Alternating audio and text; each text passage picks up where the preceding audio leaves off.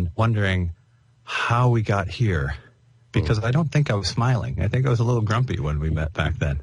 So it's interesting. I would have wondered what you thought of my smile when we met. I can tell you about that after the show. But I have other tools now, so not to worry, in case you're wondering. You're here, we're here. I'm here. We're good. Good. Okay. Well, as a way of introduction to our guest, I've already said a lot, and obviously he is Il Divo.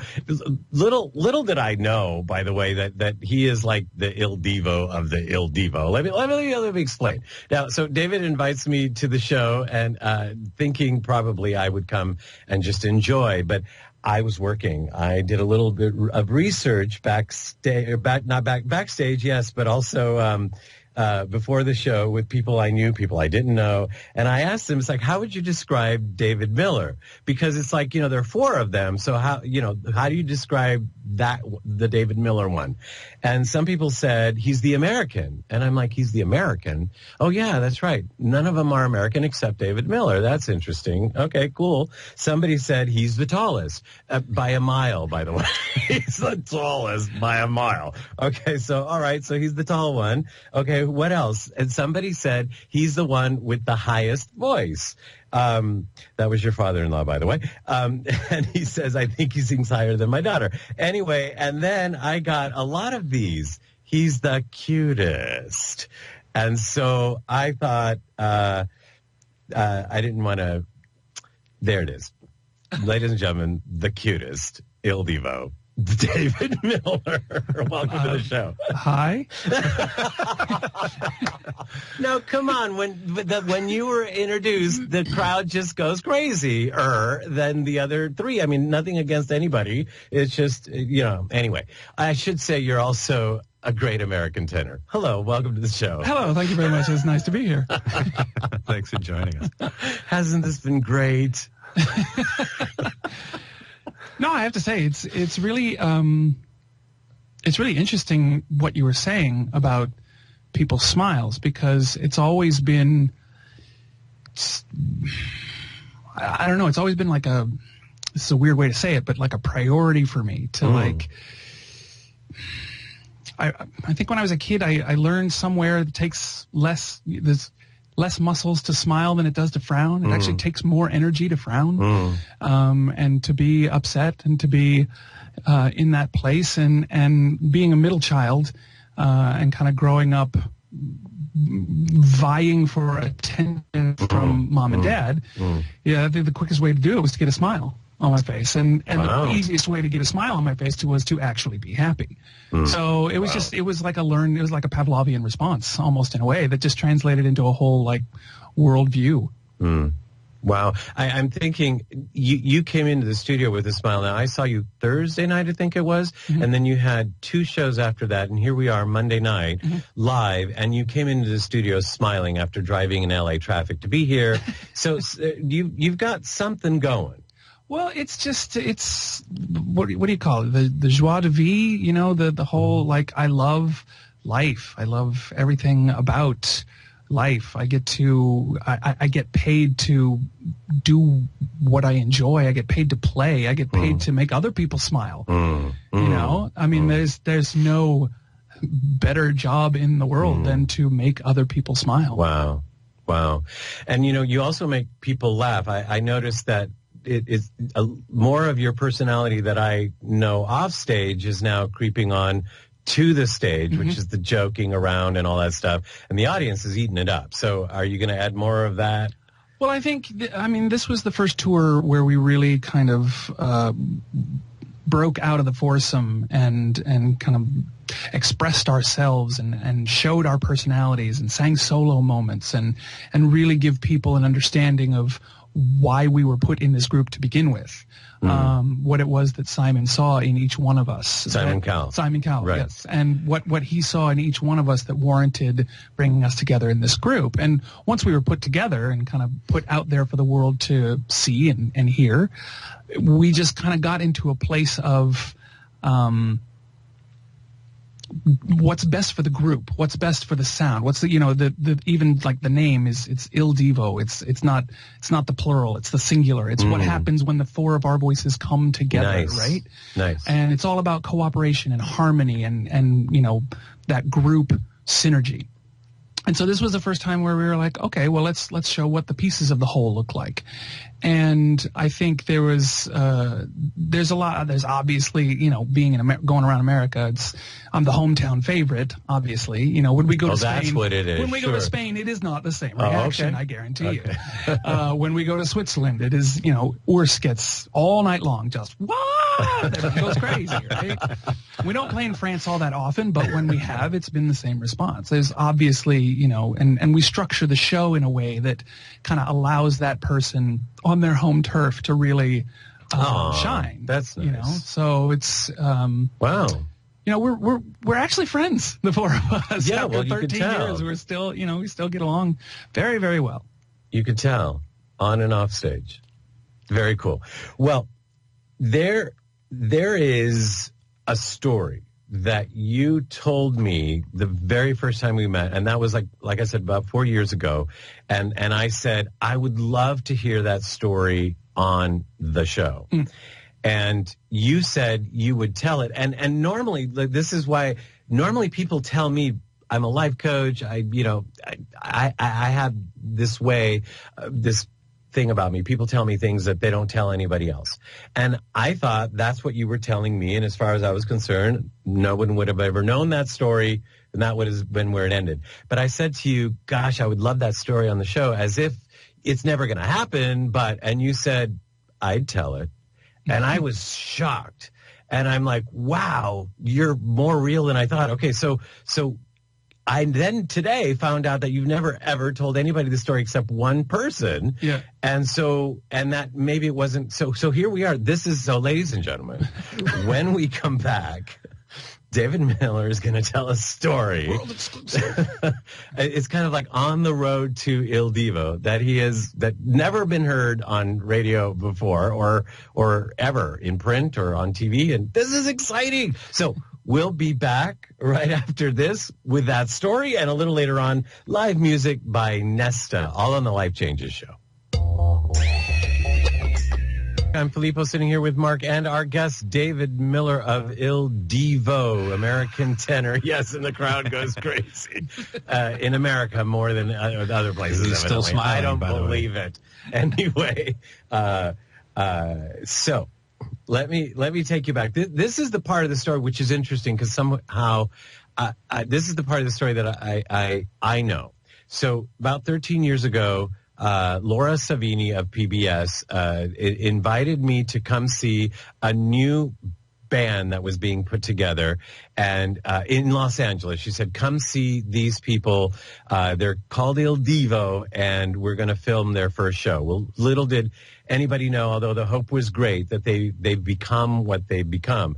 Interestingly enough, on the road to Il Divo, 4 years ago, David shared this story with me. Where would you like to start, Senor? Well, I guess I would start in L.A. The thing that was consuming my life pre-Il Divo was the having been cast in the Baz Luhrmann's La Boheme on Broadway. Yes, and forgot to mention that. That actually completely transformed my entire consciousness about music, just in general. But prior to that, I was having I was in the middle of a 10-year operatic career. I went to college for it. I did an apprentice program for it. It was my entire world and my universe, and I was just a snotbutt about the whole thing. It's really the apex of the human voice, and what its capabilities are is to sing opera. And that's kind of that's kind of what the opera world really a lot of them have held on to for a really long time, because you spend so much time training your voice and training your voice and climbing up the ladder. And, when you get there and you finally get to express yourself through this virtuosic music, there's just something transformative about that as a singer, and even as an audience member, listening to this virtuosic, 15 years in the making from when they decided they wanted to first sing opera to being on stage in front of you. Some people go faster, some people go slower. And it's impressive, and you're great at it. Thank you very much. And so I landed the gig of the Baz Luhrmann La Boheme on Broadway, and spending time with Baz Luhrmann was completely transformative for me in the way that he's not ensconced in the opera isms, right? He comes from the world of film. He did a staging of this in 1991 with the Opera Australia that kind of sat in his back pocket for years and years and years. And then he brought it to Broadway and worked with each one of us. We spent 6 weeks in rehearsal. Normally you get like a week, 2 weeks to kind of like throw it all together and get it on stage because, you know, budgets being what they are. 6 weeks. And for the first 2 weeks, we didn't even sing. We treated it like a play. We treated it like a movie script. And we established character relationships with each other that you just don't ever get to that level and depth in traditional opera scheduling. Yeah, definitely not. And so it created a bond between us as performers. It created deeper bonds between us and our characters. And he was very much of the opinion that it's not about singing as loud as you can to blow people back into their seats. It's about giving people just enough so that they want to come out of their seats and they want to hang on your every word and they want to be with you in those emotional moments, making it as intimate as possible, which completely went against everything that I was taught and trained to sing to the back row of the back balcony, you know, like belt it out, Louise. Impress them with the high notes. That's exactly. That's the money note. Exactly. Being impressive. Well, for him, it was more about creating relationships and showing the humanity and showing why music transcends language and how the orchestral underpinnings already give the audience the emotional mood. You don't have to show them the mood. You don't have to do really hardly anything. The music will move them for you. Wow. Just be present. Like the movie of a film. Exactly. So I did that, and which is where I met my wife, Sarah Joy. Right. Because she was the leading lady. She was. She had joined the show to be a swing and an understudy, and then ended up doing the last performances with me before the end of the. We had remounted it. It closed on Broadway, and then we remounted it in L.A. And as that kind of came to a close, and she did the final performances with me, and from there, I went to Italy. And to kind of go resume my opera career. And I should add that when you're doing something like that on Broadway, especially when you're the star of the show, you get a lot of attention. You get a lot of people, especially if the show's a success and people love it. Definitely. More attention than I had ever had in my opera career up to that point. Right.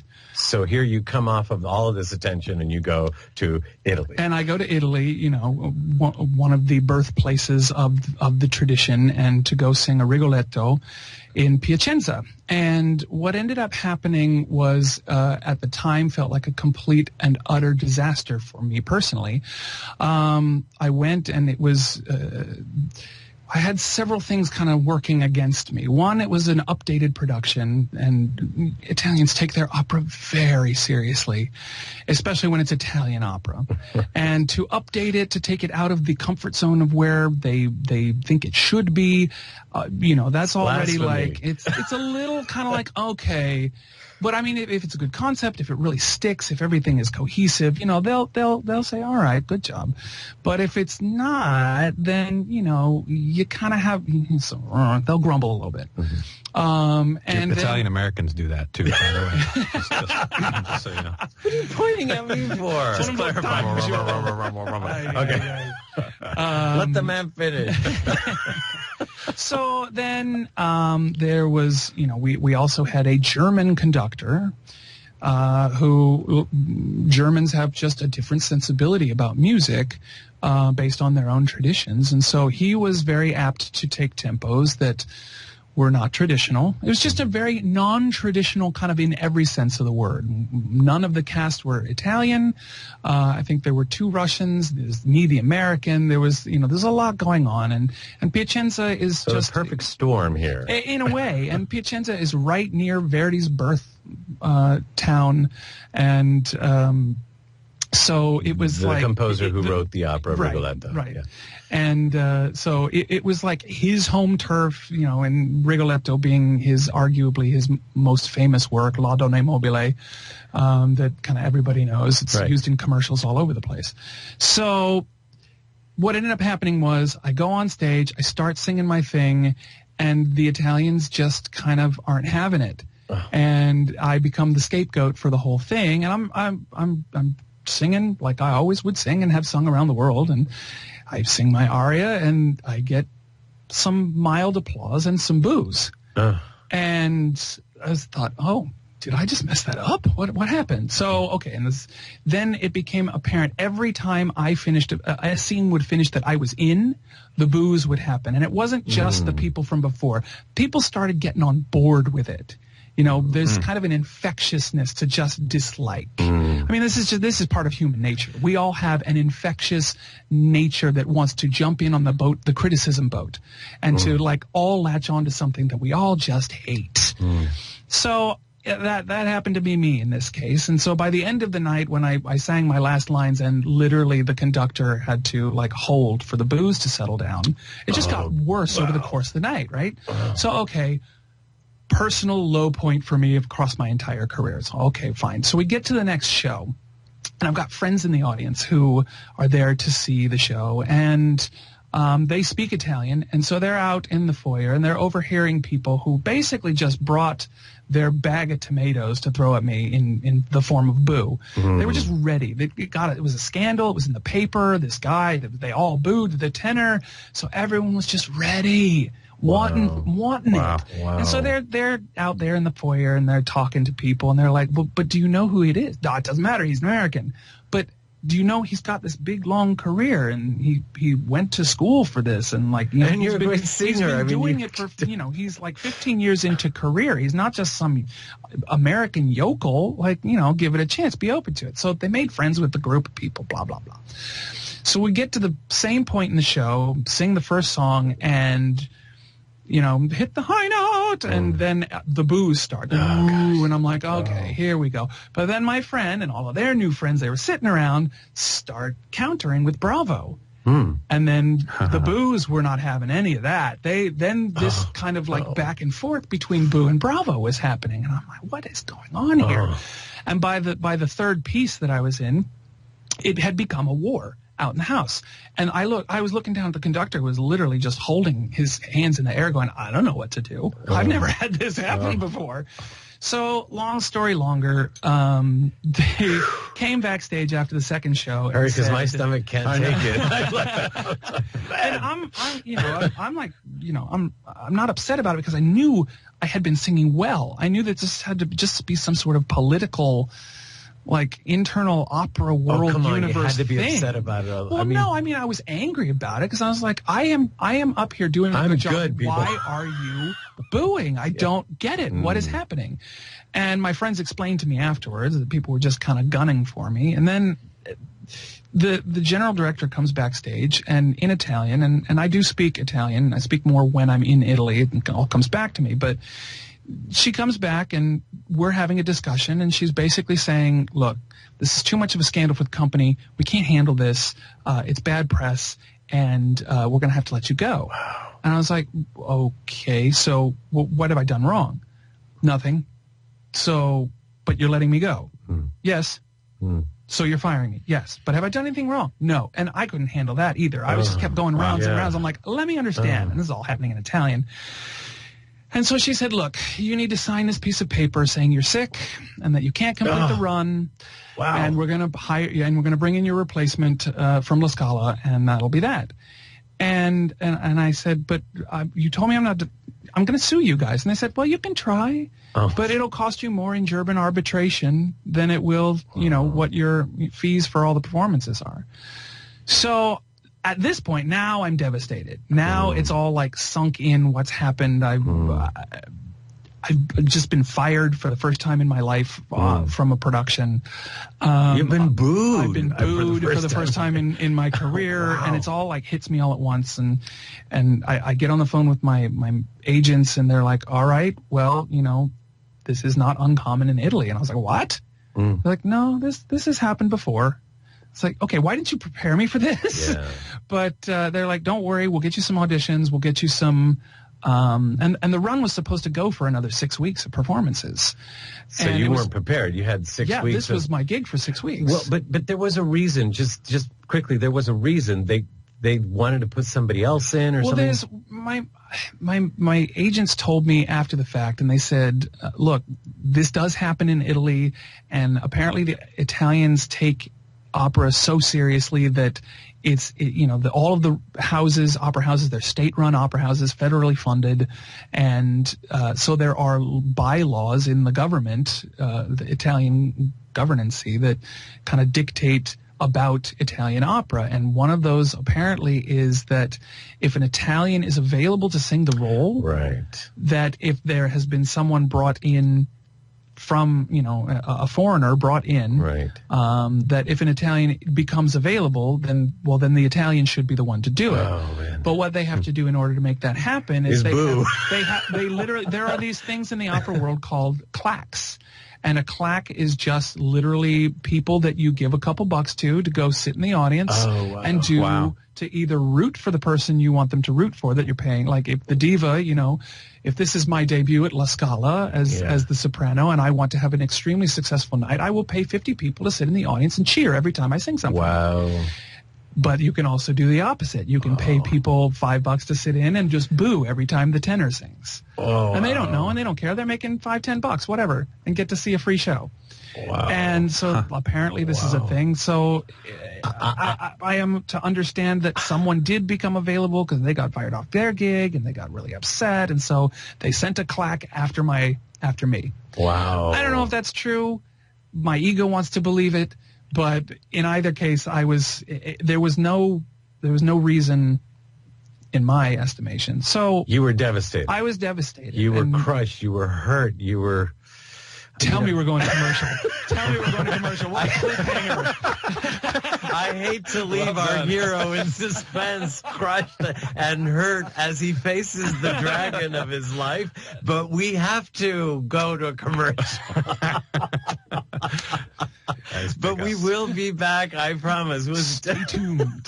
With David Miller and his story. What happens? Well, you kind of know, but anyway, but you don't know the part that he's going to share with us. Nobody knows. So here we'll be back with that story and right after that, live music by Nesta. All on the Life Changes show right after this. The Little Hack. I'm Filippo, sitting here with Mark and David Miller, who was in the middle of telling a story. I don't remember exactly what was. I was crushed.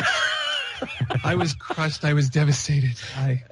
Oh, by the way, David Miller of Il Divo, the American tenor. Ya da da da da.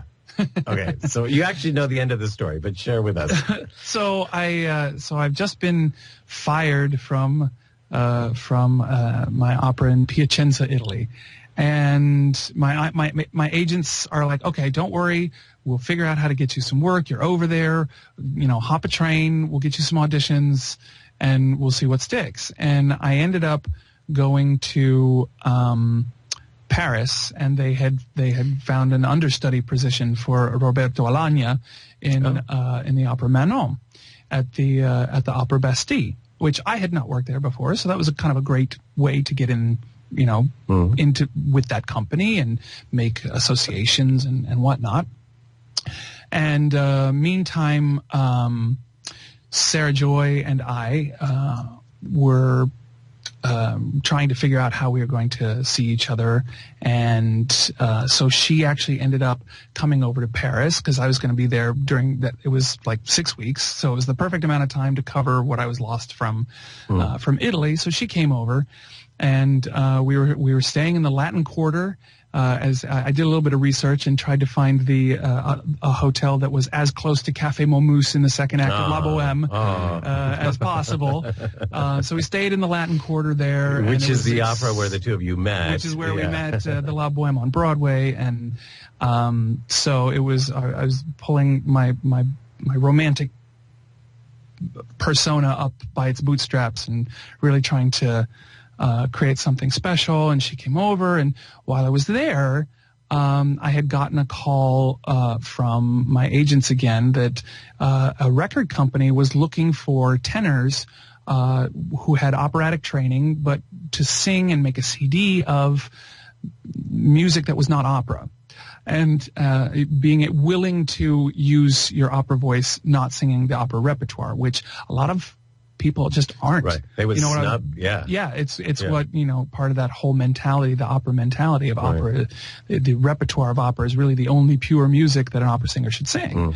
Not everyone holds that viewpoint, but a lot of the gatekeepers, they really do. And so to go off and venture off into other stuff, you'll get a lot of kind of the looking down the nose, like, really? And but after having done the La Boheme on Broadway and now kind of thinking of my voice in a different way, I said, you know what? Sure. Why not? Give it a shot. So I went to the first audition in Paris, and they said, very good. We'd like you to sing a couple of these songs. Have a listen to them, and we'll bring you over to London, and you can go in the booth and see how your voice mixes with the other guys' voices. But I didn't have a computer. They had already picked the other three. They had already picked two. Okay. And then I actually met Sebastian at that first audition in Paris, and they said they liked him, and they're like, okay, you're in. But I had a bit of competition. They were considering me and two other guys, so they wanted to hear how my voice blended with the other singers. So they sent me an MP3, which in 2004 was a very new thing, and I did not have a computer. So I was sitting in an internet cafe and having headphones on and trying to memorize these songs, and they weren't sticking, and I couldn't work them into my throat. I couldn't get muscle memory for singing it, and they weren't sticking. And so plus you can't really sing out loud in an internet cafe. Exactly. So that's the other part. How's it supposed to? How are you supposed to have muscle memory? Yeah, that's exactly right. I would memorize if it you're as not best using I your could, muscle, and then go back to the hotel room and try and remember it in the shower, and just couldn't. So with her last $200 in her checking account, Sarah Joy takes me out to a technology store and buys me a mini disc player so that I can plug it in and record it off the audio.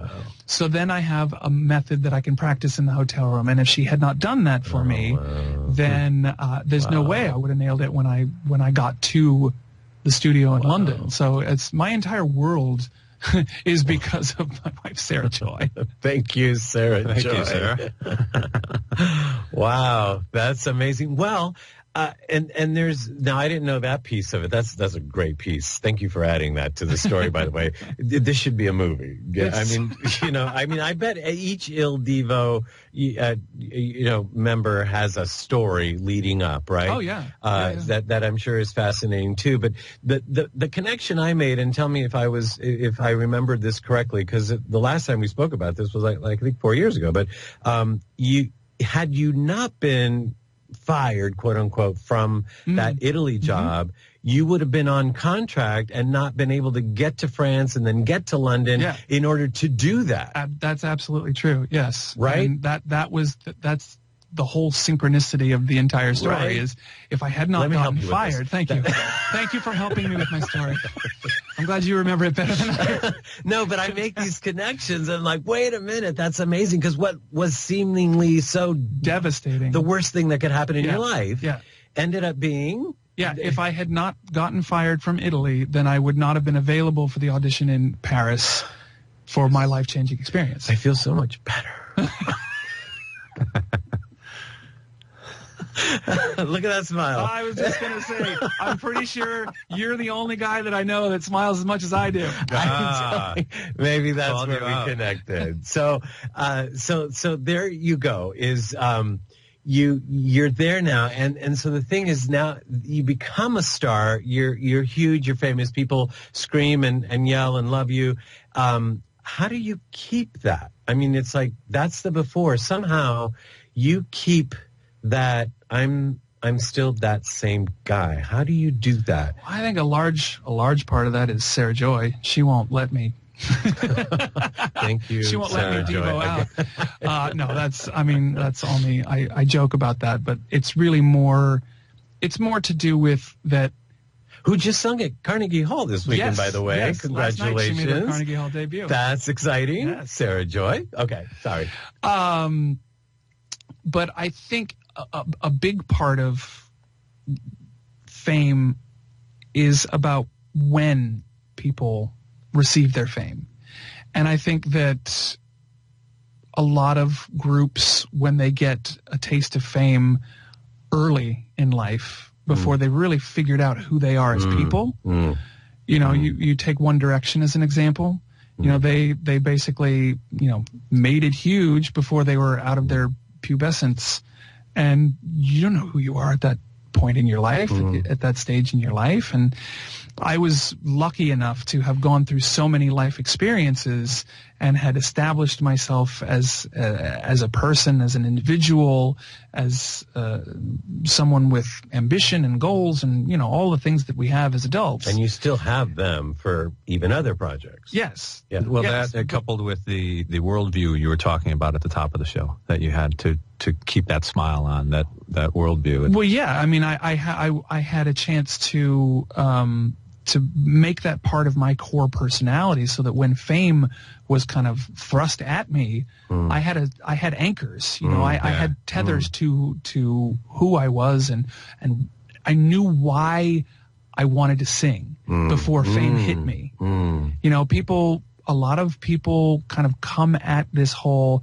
I want to get famous, and one of the easiest ways to do it is if you've got a little talent and you can sing. That's kind of one of the fastest routes to it. So then everyone's, you know, making their YouTube, you know, filming themselves on their devices and uploading to YouTube of just selfie of them singing along with whatever track, so that someone will notice them and they'll get their 15 minutes.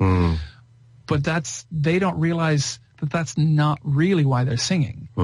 You know, people, I mean, I can go all metaphysical on everybody if you like. But, you know, for me, you know, for me, everything is about frequency. For me, there is for whatever reason, my brain kind of sinks into the various frequencies of when people talk, or when they sing, or music in general. But I hear the music, I hear the pitch of an engine as the car goes by. You know, I hear the pitch of the tires as they are, you know, a certain size tire will have a different pitch as it rolls along the road than a smaller tire. And, you know, all of these different things, I hear the pitches, I hear the vibrations, I hear the relationships between the harmonics of everything. You know, Reminds me of that movie August Rush. I have not seen that. Yeah, you'll have to check that out. Oh, It's about seeing the music, or hearing the music and everything. Oh, I love that. Yeah, I that's definitely what you got to check remind that out.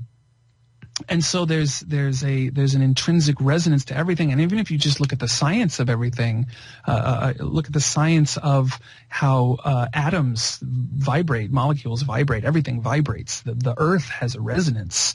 I think it's like 4.11 hertz, something like that. Just everything has a vibration. And when, you know, some people can see auras around people, or they see colors. Every color has a frequency. Some people see smiles. Some people see smiles. But it is, you know, there's the visible light spectrum. There's infrared. There's X-rays. There's everything is all about the wavelength. Right. Everything has a wavelength. And seeing the relationships and seeing the dynamics of people when they come into contact with a certain resonance. Feelings have a certain frequency. And when you are broadcasting that frequency, people go with you. And it's all about, a smile is contagious, a frown is contagious. Which do you want to be? What would you like to see in your life? And we're all mirrors for each other. And so when you're walking around with a big old grump on your face, expecting the world to somehow reflect back to you a smile and somehow figure out how to please you, it's not going to happen. We all attract what we project, and we always find what we're looking for. I promised you would hear a different David than you ever heard before, right show. and there it is. You know what's really? It's this really comfy purple it's a couch. It has nothing to do with you and I, Mark. It's definitely the purple couch. See that, Brent? Velvet couch. And the velvet, of course. It feels. You know, it's interesting that we talked about the